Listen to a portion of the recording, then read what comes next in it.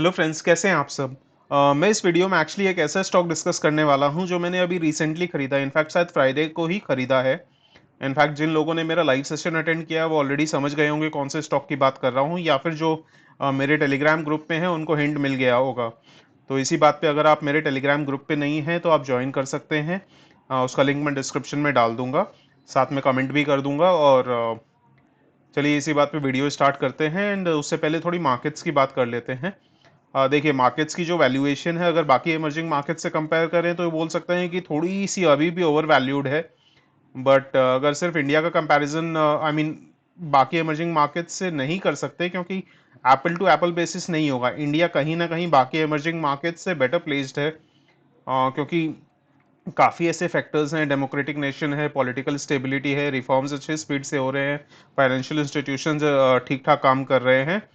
And but obviously जो risk factors है, जो ग्लोबल रिस्क फैक्टर्स है, वो सब जगह है। For example Russia Ukraine crisis हो, इन्फ्लेशन कंसर्न्स हो, तो ये सब प्रॉब्लम्स रहेंगे। इनफैक्ट मार्केट्स में चाहे आप कोई भी टाइम पीरियड लेके ले लीजिए, हमेशा रिस्क रहेंगे।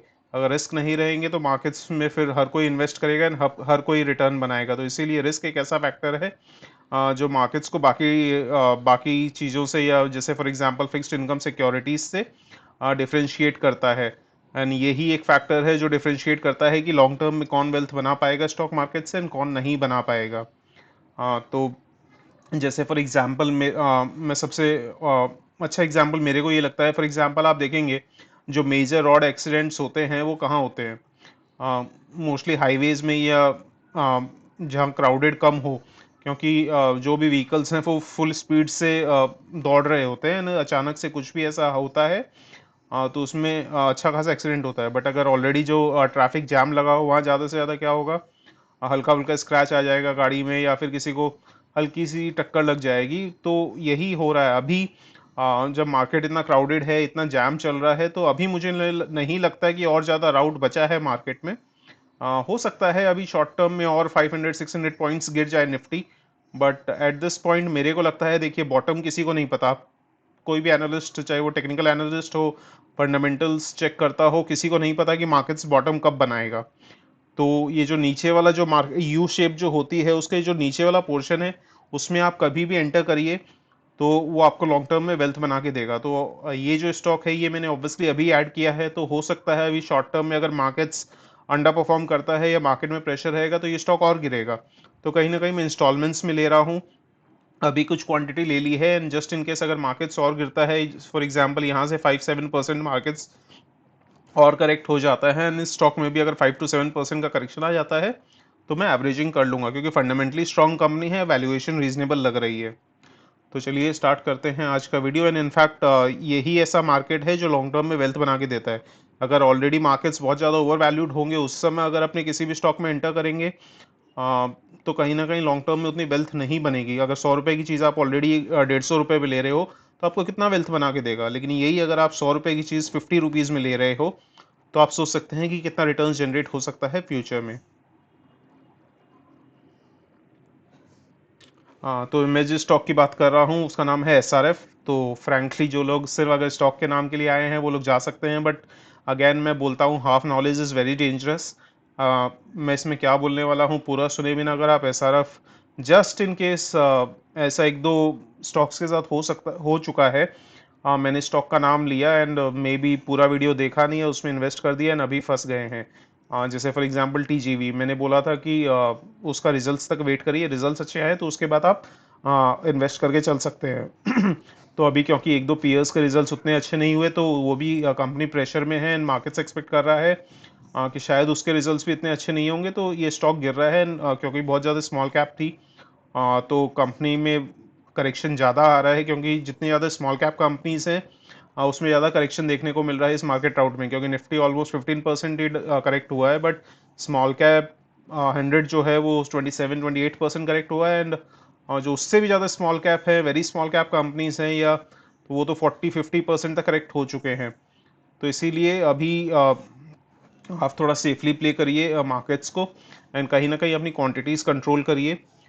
इसमें एक जो चाइना का बाकी कोई भी चीज़ टिकाऊ नहीं है, बट उनका एक जो कंसेप्ट है यिन यांग, बेसिकली एक बैलेंस रख के चलिए, ना ही ज़्यादा पैनिक करिए, ना ही ज़्यादा ऑप्टिमिस्टिक बनिए। एक बैलेंस बहुत ज़रूरी है, चाहे वो लाइफ हो चाहे वो स्टॉक मार्केट हो। तो कहीं ना कहीं इसके ऊपर अगर आपको बुक चाहिए तो आप कोको एफएम पे जाके सुन सकते हैं। अच्छा सॉरी, मैं भूल गया था कि कोको एफएम ने अभी तक मेरे को कांटेक्ट नहीं किया है ऐड के लिए। एक्चुअली आजकल जिस भी यूट्यूबर का वीडियो देख लो तो कोको एफएम तो छाया हुआ है। छोड़ो उन बातों को, छोड़ो। तो चलिए एसआरएफ पे आते हैं। ये बेसिकली 1970 में स्टैब्लिश हुई थी। अभी इसका जो लेटेस्ट टर्नओवर है या लेटेस्ट रेवेन्यूज है वो 12,313 करोड़ के आसपास है। ये बेसिकली मोस्टली केमिकल्स में है, स्पेशलिटी केमिकल्स में, बट काफ़ी डाइवर्सिफाइड बिजनेस है। तो आगे आगे कवर करेंगे, जैसे फ्लोरोकेमिकल्स में है, स्पेशलिटी केमिकल्स में है, पैकेजिंग फिल्म्स में है, टेक्निकल टेक्सटाइल्स में है। और इसके ये बेसिकली इंडिया के बाहर भी इसके Thailand, south Africa and Hungary में इसके प्रोडक्शन सेंटर्स हैं, R&D फैसिलिटीज़ है। इनफैक्ट सबसे अच्छी चीज़ है इसके पास 361 पेटेंट्स R&D एंड टेक्नोलॉजी में। सॉरी, 361 पेटेंट्स के लिए अप्लाई किया हुआ है, जिसमें से 114 ऑलरेडी ग्रांट हो चुके हैं। और ये company winner of the prestigious Deming prize है। जो लोग बेसिकली क्वालिटी या ऑपरेशन से जुड़े होंगे वो जानते हैं डेमिंग प्राइस की क्या वैल्यू है। मार्केट में Deming price basically total quality management के लिए दिया जाता है। ये जापान में एडवर्ड्स डेमिंग बोल के इंसान थे, जो जापान को टर्न अराउंड करने में, उसके इंडस्ट्रीज को टर्न अराउंड करने में स्टैटिस्टिक्स का बहुत यूज़ किया था, टोटल क्वालिटी मैनेजमेंट के थ्रू किया था। तो उन्हीं के ऑनर में ये डेमिंग प्राइस है। जिन कंपनीज को मिलता है वो काफ़ी रेप्यूटेड हो जाती हैं। इनके इसकी वेबसाइट पे गया तो मैं सबसे पहला जो होम पेज है उसमें ये मुझे बहुत अच्छी चीज़ लगी। We always find a better way. यानी कितने भी अच्छे से आप प्रोडक्शन कर रहे हो या कितने भी अच्छे आपके प्रोसेसेस हो, हमेशा there is a scope for improvement या हमेशा there is scope for learning.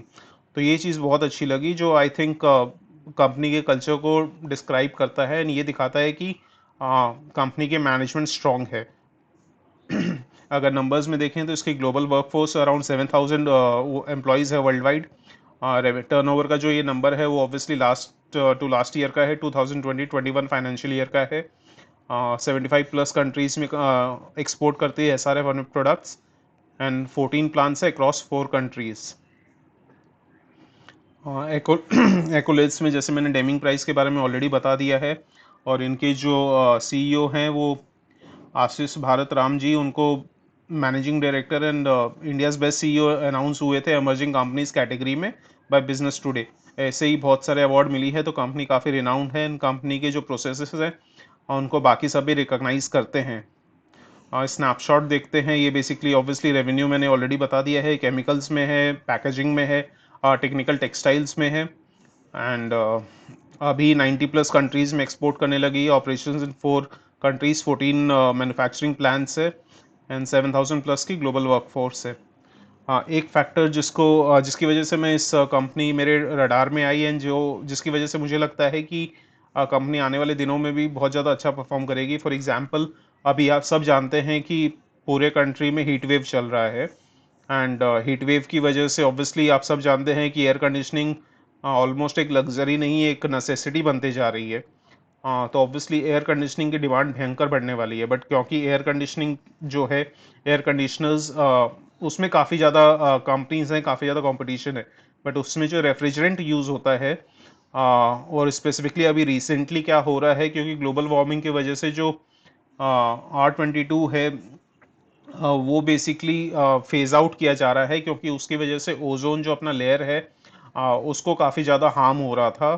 तो अभी न्यू रेफ्रिजरेंट पे ज़्यादा फोकस हो रही है। एंड ये जो न्यू रेफ्रिजरेंट है, जो बेसिकली ओजोन को बहुत कम पोल्यूट करते हैं या फिर बहुत कम हार्म करते हैं, उसमें से वो जो रेफ्रिजरेंट्स है वो कंपनी प्रोड्यूस करती है, and one of the very few companies है जो प्रोड्यूस करती है।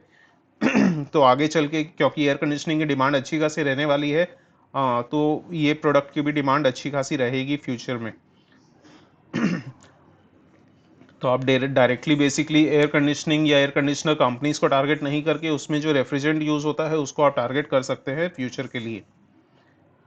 हाँ, ये बेसिकली रेवेन्यू ब्रेकडाउन है अलग अलग सेक्टर से, chemical, packaging, technical textiles, others. इसमें basically obviously chemicals and packaging films का सबसे ज़्यादा कंट्रीब्यूशन है। मैन्युफैक्चरिंग फैसिलिटीज़ आप देख सकते हैं। बाकी 3 कंट्रीज तो south Africa, Thailand and Hungary है। बट इंडिया में भी जैसे फॉर एग्जांपल ये मध्य प्रदेश, राजस्थान, गुजरात, हिमाचल प्रदेश एंड तमिलनाडु में प्रेजेंट हैं। तो सबसे अच्छी चीज़ लगती है ये जिन भी स्टेट्स में है वहाँ कहीं ना कहीं टू सम एक्सटेंट जो बिजनेस फ्रेंडली पॉलिसीज़ हैं। ऑब्वियसली मैं कंट्रोवर्सी क्रिएट नहीं करना चाहता हूँ, बट इंडिया में कुछ स्टेट्स ऐसे हैं जहाँ बेसिकली बिजनेस फ्रेंडली एनवायरनमेंट एकदम भी नहीं है। इनफैक्ट एक रिसेंटली आर्टिकल भी पढ़ा था कैसे मैंने एक ऑब्वियस से जो स्टेट है वहाँ पे कैसे हफ्ता वसूली होती है, जो गवर्नमेंट रूलिंग पार्टी है उसी के आदमी हफ्ता वसूली करते हैं, बिजनेस ढंग से करने नहीं देते। तो कहीं ना कहीं इन स्टेट्स में वो सब प्रॉब्लम्स कम हैं। तो ये कहीं ना कहीं पॉजिटिव लगता है। एंड आप देखे होंगे अभी रिसेंटली मैं काफ़ी ज़्यादा जो कंपनीज कवर कर रहा हूँ उसमें काफ़ी जो मैन्युफैक्चरिंग जो फैसिलिटीज़ है उनकी लोकेशन या तो Himachal Pradesh, Gujarat, UP and south में कर्नाटका, तमिलनाडु। तो ये सब स्टेट्स काफ़ी ज़्यादा प्रोग्रेस कर रहे हैं इंडस्ट्रीज़ को अट्रैक्ट करने में। उसके बाद मार्केट लीडरशिप है इसकी काफ़ी बिजनेसेस में, फॉर एग्जांपल स्पेशलिटी केमिकल्स हो गए, फ्लोरोकेमिकल्स हो गए। एंड अभी जो फ्लोरोपॉलीमर्स है उसमें कंपनी फोकस कर रही है। And fluoro chemicals and fluoro polymers जो हैं वो बेसिकली ऑटोमोबाइल सेक्टर में काफ़ी यूज़ होते हैं, वायर्स में काफ़ी ज़्यादा यूज़ होते हैं। तो उससे क्या है, जैसे फॉर एग्जांपल एल्यूमिनियम के प्रोडक्शन अभी बहुत ज़्यादा हो रहा है क्योंकि ऑटोमोबाइल्स में ईवी पे बहुत ज़्यादा फोकस हो रहा है। एंड एल्यूमिनियम की काफ़ी ज़्यादा एडवांटेज रहती है क्योंकि वो काफ़ी लाइट वेट रहता है, तो एफिशिएंसी इंक्रीज करने में हेल्प करता है। इसी वजह से फ्लोरोकेमिकल्स की भी डिमांड बढ़ रही है। एंड ऑब्वियसली जैसे मैं बार बार डिस्कस कर चुका हूँ, अभी रिसेंट में पैकेजिंग फिल्म्स की जो भी कंपनीज है वो अच्छा परफॉर्म कर रही हैं। तो ये कंपनी ये एसआर भी काफ़ी ज़्यादा फोकस कर रही है पैकेजिंग फिल्म्स में। तो कहीं ना कहीं जिस भी सेक्टर में है हमारा डिमांड फ्यूचर में अच्छी खासी रहने वाली है। एंड स्पेशलिटी केमिकल्स में ऑब्वियसली जो China+1 स्ट्रैटेजी है वो अच्छे से काम कर रही है। इसमें आप देखेंगे स्पेशलिटी केमिकल्स में जो ग्लोबल एग्रोकेमिकल्स इनोवेटर्स हैं वो हेल्दी ग्रोथ विटनेस कर रहे हैं की मार्केट्स में। तो स्पेशलिटी प्रोडक्ट की डिमांड बढ़ रही है। China+1 strategy continues to gain further momentum, but at the same time risk है ऑब्वियसली क्योंकि राइजिंग क्रूड प्राइसेस है, लॉजिस्टिकल चैलेंजेस है, global shortages of some of the key raw materials है। तो ये सब फैक्टर्स हैं जो कंपनी खुद आइडेंटिफाई करती है कि रिस्क तो है। कहीं ना कहीं ये चीज़ अच्छी भी लगती है क्योंकि company at the same time जो पॉजिटिव्स बताती है तो नेगेटिव्स या थ्रेट्स भी बताती है। तो एक बैलेंस्ड व्यू रखती है कंपनी। हाँ, ये पेटेंट्स ऑब्वियसली जो मैंने पहले ही डिस्कस कर चुका हूँ। पैकेजिंग फिल्म्स में ऑब्वियसली सारी प्लांट्स फुल कैपेसिटीज़ में रन कर रही थी।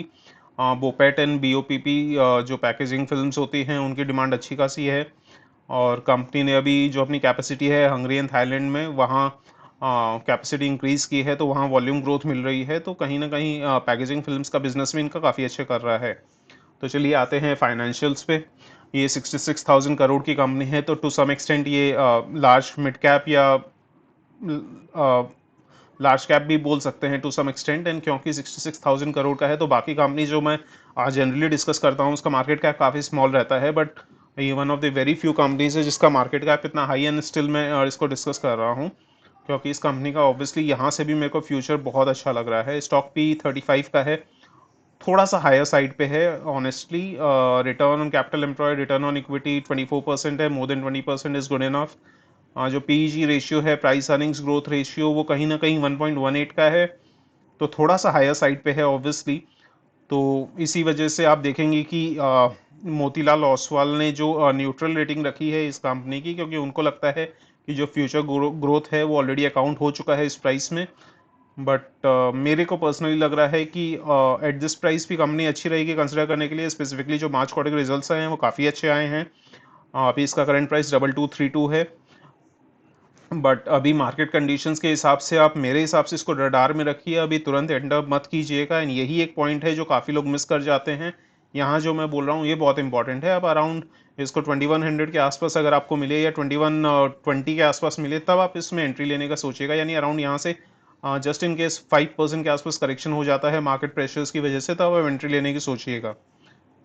काफ़ी लोग क्योंकि कंपनी का नाम सुन लेंगे एंड पूरी डिटेल में सुनेंगे नहीं, उसके बाद कंपनी में फंस जाते हैं या फिर हायर प्राइस पे बाय कर लेते हैं, जो आगे चल के दिक्कत होती है। हम क्वार्टरली रिजल्ट्स देखते हैं। जून 2019 में 1763 करोड़ की सेल्स थी, जो बढ़ते बढ़ते अभी आप अगर लास्ट फ्यू क्वार्टर्स के रिजल्ट्स देखेंगे तो कंसिस्टेंटली इंक्रीज हो रही है सेल्स। 2608, 2699, 28 करोड़ के आसपास, 33 करोड़ प्लस, उसके बाद 35 करोड़ प्लस।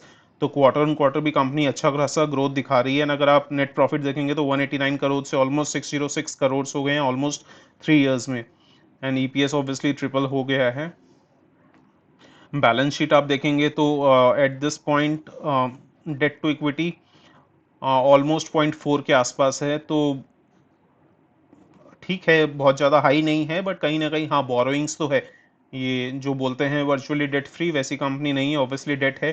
बट क्योंकि कंपनी काफ़ी स्पीड से एक्सपैंड करने की कोशिश कर रही है तो इसी वजह से डेट डेट है बैलेंस शीट में। तो कहीं ना कहीं मुझे एज ऑफ नाउ प्रॉब्लम नहीं लगती, क्योंकि रिजर्व्स काफ़ी स्पीड से बढ़े हैं जिसकी वजह से डेट टू इक्विटी रेशियो कम होते जा रहा है इस कंपनी का। Eight the same time company के कैश फ्लोज भी अच्छे खासे हैं, नेट प्रॉफिट जनरेट कर रही है तो company at the same time operating cash flows भी अच्छे खासे पॉजिटिव है ना। एक चीज़ और आप ध्यान दीजिए, cash flows from investing activity लगातार नेगेटिव है, इसके जो अमाउंट है वो बढ़ते जा रहा है, कंपनी यानी अच्छा खासा इन्वेस्टमेंट पे ध्यान दे रही है।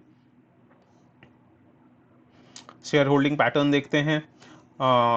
सितंबर 2020 से दिसंबर 2020 में प्रोमोटर्स की होल्डिंग में थोड़ी सी डिप आई थी, बट उसके बाद से ऑलमोस्ट कांस्टेंट चल रही है। दिसंबर में 0.04%, वो हार्डली मैटर करता है, अभी 50.73 की है।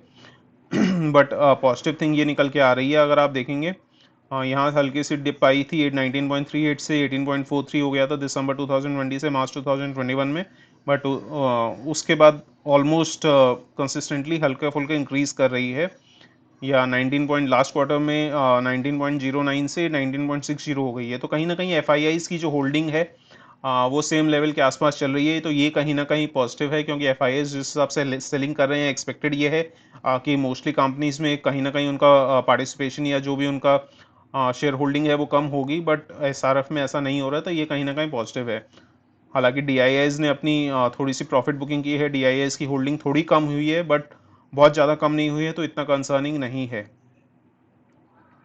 तो लास्ट में जो बाकी कंपनीज या बाकी ब्रोकर हाउसेस ने जो टारगेट दिए हैं, जैसे फॉर एग्जांपल एसआरएफ ने 2800 का टारगेट दिया है। आईसीआईसीआई डायरेक्ट ने भी ऑलमोस्ट 2755 का टारगेट दिया है।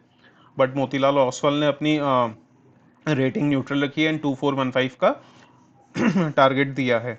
तो ऑब्वियसली रिस्क फैक्टर्स हैं, स्पेसिफिकली करंट मार्केट कंडीशंस में रिस्क फैक्टर बहुत ज़्यादा हो गए हैं, तो शॉर्ट टर्म में कुछ कहा नहीं जा सकता। बट आप आई वुड सजेस्ट कि आपको इस कंपनी को अपने रडार पे जरूर रखना चाहिए, वॉच लिस्ट में जरूर रखना चाहिए। एंड जब आपको लगे एंट्री या रिस्क कम है, तब आप इसमें एंट्री लेने के सोच सकते हैं। अगर 2100 के आसपास कंपनी मिलती है तो आई थिंक, और क्योंकि मार्च क्वार्टर के रिजल्ट्स भी बहुत अच्छे आए हैं, तो रिस्क फैक्टर यहाँ थोड़ा सा कम हो जाता है।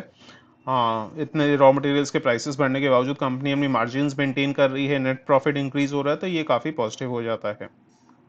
एंड लास्ट में ऑब्वियसली डिस्क्लेमर कि हाँ, जैसे मैंने टेलीग्राम ग्रुप पे भी कहा था, मैं आपका पोर्टफोलियो मैनेज नहीं करता हूँ, ना ही मैं आपका फाइनेंशियल एडवाइज़र हूँ, और ना ही मैं सेबी रजिस्टर्ड हूँ। तो ऑब्वियसली इसको किसी भी तरीके की बाइंग या सेलिंग रिकमेंडेशन मत लीजिए। आप लोग प्लीज़ अपने एनालिसिस कीजिए या फिर अपने फाइनेंशियल एडवाइज़र को कंसल्ट करिए कोई भी इन्वेस्टमेंट डिसीजन लेने से पहले। चलिए, thank you so much and thank you so much for joining and watching this video. मिलते हैं नेक्स्ट वीडियो में।